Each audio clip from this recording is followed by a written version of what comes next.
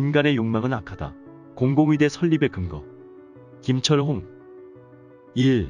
사람 냄새가 나는 의사가 필요하다. 공공의대 설립과 의사 파업이 시작되었을 때 파업에 참여한 의사들을 비판하는 유튜브들을 몇 개 보았다. 그 유튜버들의 비판은 단순 명확했다. 그들의 주장에 따르면 의사들은 가진 자들이다. 파업에 나선 의사들은 그들이 가진 것을 지키려는 기득권 세력이다. 의사들은 돈밖에 모르는 자들이며 그들이 의료행위를 하는 이유는 우리의 생명과 건강을 이용해 돈을 벌기 위해서다. 의사가 없는 시골 병원이나 보건소에서 일하려 하는 의사가 없다는 것이 그 증거다. 그들은 인간의 생명에는 관심이 없고 인간의 생명을 구하겠다는 고귀한 사명감도 없다. 그들은 이기심으로 가득하고 자기 희생을 할 줄 모른다. 유튜버들은 이런 의사들을 사람 냄새가 나지 않는 의사라고 부른다. 대한민국 의료 서비스의 근본적 문제는 바로 이런 제대로 된 의사들이 없는 것이다. 그러므로 의료 개혁의 방향은 공공의대를 설립해서 사람 냄새가 나는 의사를 많이 만들어내는 것이다. 그래야 의료계를 물갈이해서 제대로 된 의료 서비스를 받을 수 있게 된다. 돈 때문에 의사 노릇하는 가짜 의사가 아니라 자신을 희생할 줄 아는 참다운 의료인의 서비스를 받게 될 것이다. 대충 이런 주장이었다. 정말 귀에 쏙쏙 들어오는 비판이고 꽤 그럴듯한 내용이다. 정말 의사가 돈을 벌기 위해 일을 하면 안 되는 걸까? 필자의 처남은 피부과 전문이다. 결혼 전 그가 의대생일 때 나는 그에게 의사가 되려는 이유를 물은 적이 있다. 그의 대답은 돈 많이 벌려고요였다. 솔직한 대답이었다. 의대생들 혹은 의대 진학을 원하는 고등학생들에게 같은 질문을 한다면 과연 몇 명이나 고귀한 생명을 살리기 위해서라고 대답할까? 의대에는 성형외과, 정형외과, 피부과 같은 인기과와 흉부외과, 외과 산부인과와 같은 비인기과가 존재한다. 의대생이 자신의 전문 분야를 선택할 때 미래의 수익을 염두에 두지 않고 전공을 선택하는 사람은 몇이나 될까? 의사들에게 의료행위는 돈을 벌기 위한 경제활동인데 그들이 돈을 벌기 위해 일한다고 말하면 비난받아야 하나?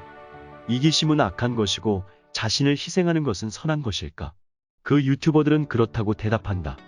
그런 도식 안에서 그들은 파업한 의사들을 이기적인 동물로 만들었고 미래의 의사는 자기 희생을 할 줄 아는 성자, 성녀로 만들었다.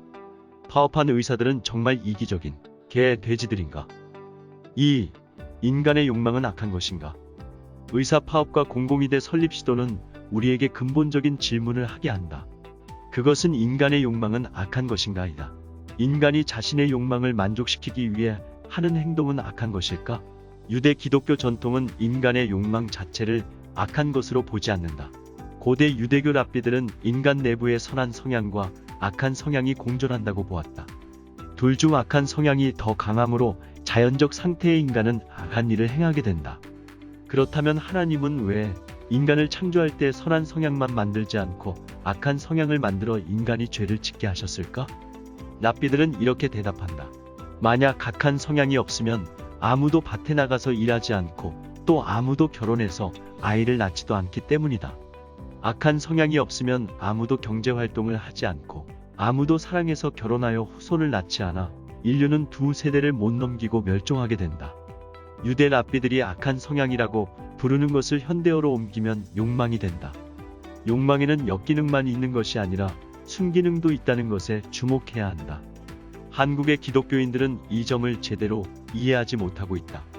바울이 로마서 7장에서 내 안에 거하는 죄라고 부르는 것은 바로 이 욕망의 역기능을 염두에 두고 하는 말이다. 인간이 자신의 욕망을 채우기 위해 하나님의 율법을 어기면서 욕망을 추구하면 하나님을 향해 죄인이 되고 이웃과 자신에게 파괴적인 결과를 가져온다. 하지만 율법이 정해놓은 그 경계선 안에서 자신의 욕망을 만족시킨다면 그것은 죄가 아니다. 예를 들어 결혼제도 안에서 남녀가 자신의 성적인 욕망을 만족시킨다면 그것은 하나님께서 장려하시고 의도하신 바다. 경제활동도 마찬가지다. 욕망은 모든 인간이 보편적으로 갖고 있는 인간의 본성이다.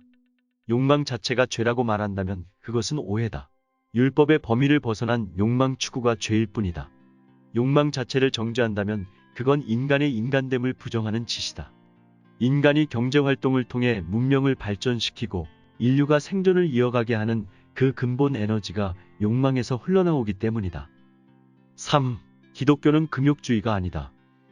인간의 욕망을 악한 것으로 보고 욕망을 억누르고 더 나아가 제거하려는 것을 금욕주의라고 한다. 성적 금욕과 금식으로 수행하면서 욕망으로부터 자유롭게 되려는 종교적 성향이다. 기독교 전통 안에는 금욕과 금식을 실천하며 살아간 사막의 교부들도 있다. 가톨릭의 수도원 전통도 유사하다. 지금도 가톨릭 사제와 수녀들은 결혼하지 않고 독신 생활의 서약을 지키고 있다. 그렇다면 성경은 금욕주의를 가르치는 걸까? 하나님은 아담과 하와를 향해 생육하고 번성하여 땅에 충만하라라고 말씀하셨다. 금욕주의와 거리가 먼 말씀이다. 바울은 부부가 서로 분방하지 말라고 가르친다. 결혼과 재혼, 독신에 대해 길게 이야기한다. 결론은 결혼하지 말라가 아니라 결혼하라다. 골로새서에 나타나는 골로새 2단은 금욕주의를 특징으로 한다. 붙잡지도 말고 맛보지도 말고 만지지도 말라는 전형적인 금욕주의 슬로건이다. 성적 금욕, 금식, 부정한 것을 피하는 것을 가리킨다. 꾸며낸 겸손과 몸을 괴롭게 하는 데는 금욕주의적 수행과 고행을 가리킨다. 바울은 이런 금욕주의를 헛된 속임수와 사람의 전통이라고 부르며 사람의 명령과 가르침이라고 말한다. 디모데전서 4장 3절에 혼인을 금하고 어떤 음식물은 먹지 말라는 가르침은 거짓 선생들의 가르침이다. 한마디로 금욕주의는 복음이 아니다. 가톨릭과 개신교의 근본적 차이점은 인간의 욕망을 향한 태도다. 이 점을 극적으로 보여주는 것은 마틴 루터가 결혼한 것이다.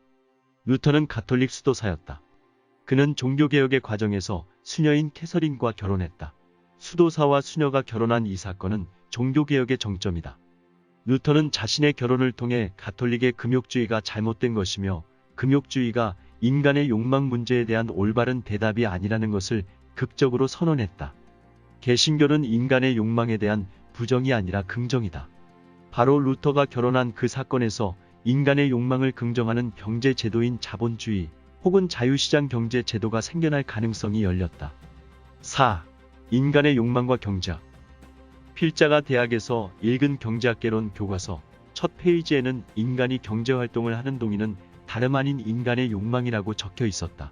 시장경제제도는 인간 욕망의 역기능보다는 순기능에 초점을 맞춘 제도다. 물론 재물을 향한 인간의 욕망이 무분별하게 무제한적으로 추구되면 파괴적인 결과를 가져온다. 이 문제에 대한 해결책은 욕망을 억누르는 것이 아니라 경제활동에 관한 법률을 만들고 경제활동의 규칙을 잘 만들어 놓는 것이다. 좋은 제도를 만들어 놓아 경계선을 그어 놓고 그 제도 안에서 인간이 법을 지키면서 자유롭게 경제활동을 하게 하면 자신의 욕망을 추구해도 악한 결과가 아니라 선한 결과가 생긴다. 자신에게도 이롭고 다른 사람에게도 이로운 결과가 생긴다. 각 개인은 근면 절제하는 생활 속에서 더 좋은 상품을 더 싼 가격에 시장에 공급하기 위해 기술 혁신이 일어난다. 시간이 지날수록 사회 전체의 부가 증가하고 고용인과 피고용인 모두 더 향상된 경제생활을 하게 된다. 40에서 50년 전에는 횟가루를 넣은 두부가 있었다. 그러나 지금은 그런 두부가 없다. 그 사이에 두부를 만드는 사람들의 도덕성이 높아졌기 때문일까? 아니다. 식품위생법을 만들어 횟가루를 넣은 두부를 만들면 강력하게 처벌했기 때문이다. 자유주의 국가는 법치주의를 통치의 원칙으로 한다. 국가가 두부의 생산을 책임지므로 이 문제를 해결하는 것은 바로 칼 마르크스의 해결책이다. 아담 스미스의 고전경제학과 칼 마르크스의 정치경제학은 인간이 욕망의 지배를 받는다는 전제에 합의한다. 하지만 그 해결책은 각각 달랐다. 사회주의 이념은 인간의 욕망을 악한 것으로 보고 이윤을 추구하는 것은 악한 것으로 본다. 해결책은 욕망의 추구 자체를 불가능하게 하는 제도를 만드는 것이다. 사회주의 제도가 바로 그것이다. 토지도 국유화하고 모든 생산수단과 생산재도 국유화한다. 부동산도 국유제를 기본으로 하고 임대 시스템으로 한다.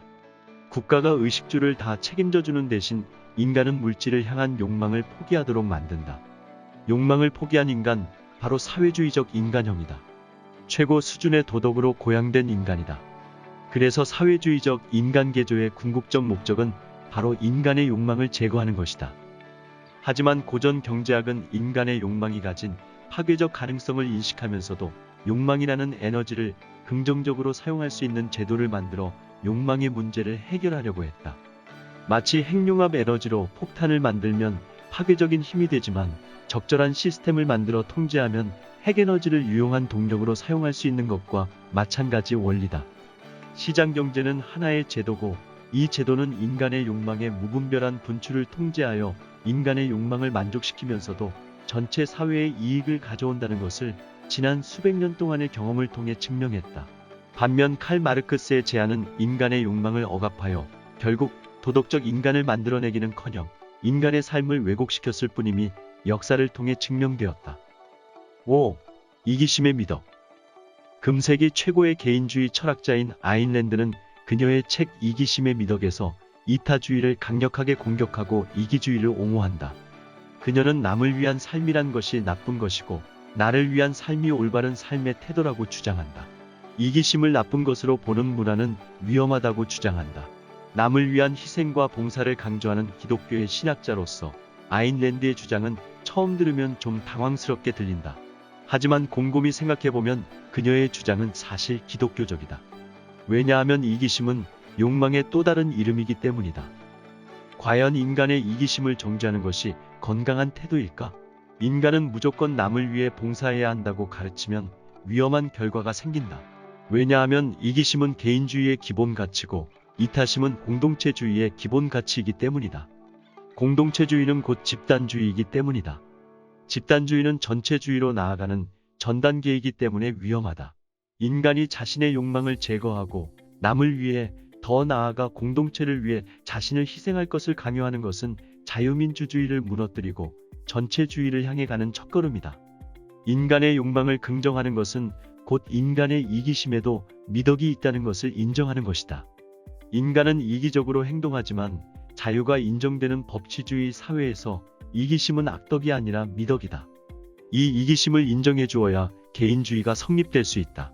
개인이 법의 지배 아래서 자유롭게 이기심을 갖고 욕망을 추구하는 것이 정당하다는 것을 인정해야 비로소 시장 경제제도가 바로 설 수 있다. 인간은 본질적으로 이기적이다. 이타적 인간은 없다. 이기적 인간이 가끔 이타적 행동을 할 뿐이다. 누구도 남을 위해 인생을 살아가지 않는다. 우리가 24시간 동안 하는 대부분의 행동은 다 나 자신을 위한 것이다. 인간의 이기심을 공격하는 것은 잘못된 것이다.